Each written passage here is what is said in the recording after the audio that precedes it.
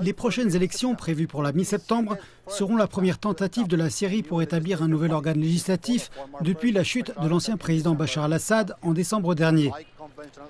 Contrairement aux élections conventionnelles, ce processus sera entièrement indirect, s'appuyant sur des organes électoraux locaux composés de personnalités locales chargées de nommer et de sélectionner les parlementaires.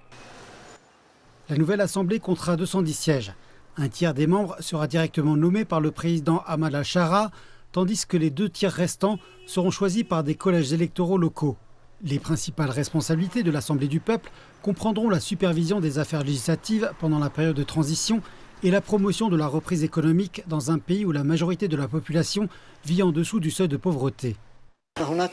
Certaines décisions nécessitent en effet un Parlement, telles que les négociations avec Israël, la modification de la politique générale de l'État, la révision des politiques culturelles et même l'intégration de combattants étrangers dans la nouvelle armée syrienne. 3 gouvernorats seront exclus de la formation des collèges électoraux en raison de la méfiance et des tensions avec le gouvernement syrien.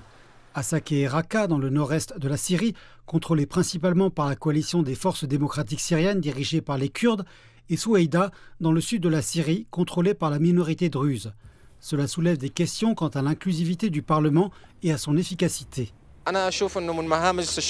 Je pense que le nouveau Parlement, une fois formé, devrait jouer un rôle majeur dans la préservation de l'unité de la société syrienne, le renforcement de la paix civile entre les différentes composantes syriennes, en plus de transmettre les aspirations du peuple syrien pour l'avenir de son pays. Le mandat de l'Assemblée du peuple durera au maximum 3 ans, jusqu'à l'adoption d'une constitution permanente.